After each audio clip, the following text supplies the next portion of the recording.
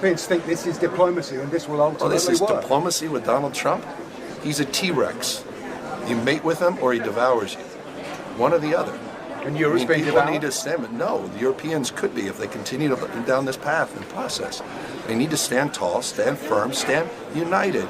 Look, you said this a year ago. Stop scrolling. You need to hear how Gavin Newsom just described Donald Trump to the world's elite in Davos.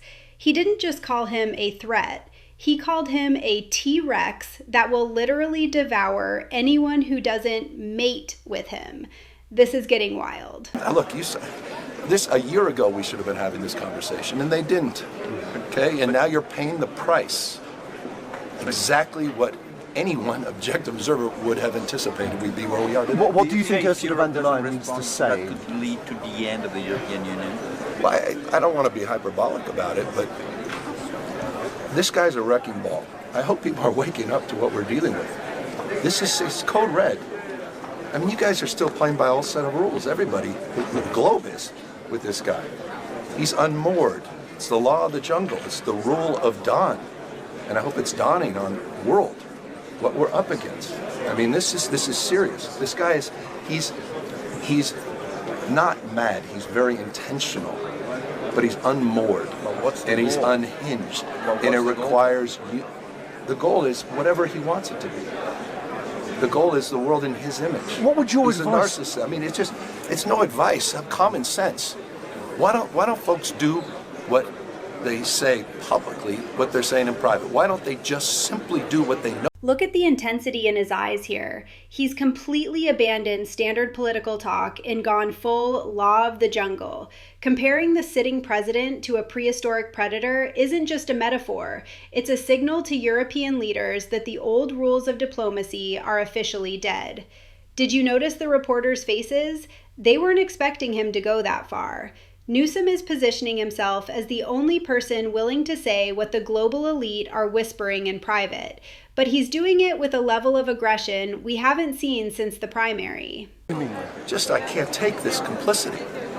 People rolling over.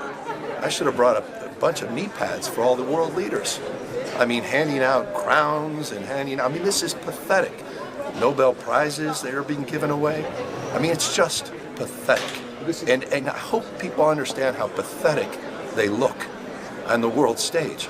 I mean, at least from an American perspective, it's embarrassing. So what should Europe be doing? You should decide, the Europeans should decide for themselves what to do.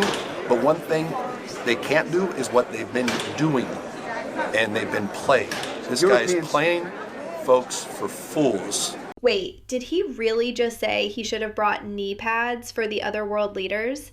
That is a massive escalation. He's essentially calling the most powerful people on the planet pathetic to their faces for rolling over. You can see he's trying to shame them into a confrontation. But check this out. While he's ranting about their lack of backbone, he's standing in the middle of the most elite circle on Earth. The irony is thick here, and the groveling comment is definitely going to leave a mark on transatlantic relations for a while. We're going to help the people in California. We want to have no crime. I know Gavin was here. I used to get along so great with Gavin when I was president. Gavin's a good guy. And we're going to, if he needed it, I would do it in a heartbeat. I'd love to see. We did help them a lot in Los Angeles, a lot with the early in my term when they had some problems.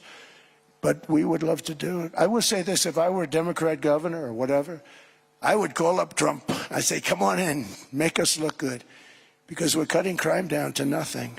And we're taking people out, career criminals, who are only going to do bad things, and we're bringing them back to their countries.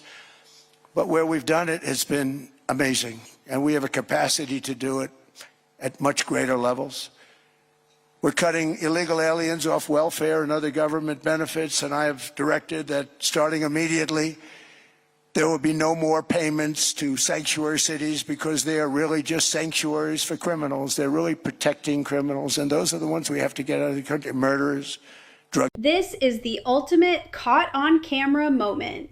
Trump is on stage at the same summit, name-dropping Gavin like they're old buddies, and the camera pans right to Newsom in the audience.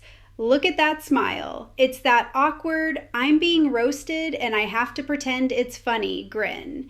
Trump is playing the good guy Gavin card to completely deflate Newsom's wrecking ball narrative. It's a masterclass in psychological warfare. 1 minute, Newsom is calling him a T-Rex, and the next, Trump is basically patting him on the head in front of the Global Billionaires Club. Ironic that Governor Newsom, who strikes me as Patrick Bateman meets Sparkle Beach Ken, may be the only Californian who knows less about economics than Kamala Harris. He's here this week with his billionaire sugar daddy, Alex Soros, and Davos is the perfect place for a man who, when everyone else was on lockdown, when he was having people arrested for going to church, he was having $1,000 a night meals at the French Laundry, and I'm sure the California people won't forget that. And I can tell my message to Governor Newsom is the Trump administration is coming to California. We are going to crack down on waste, fraud, and abuse. And I was told he was asked to give a speech on his signature policies, but he's not speaking. Because what have his economic policies brought?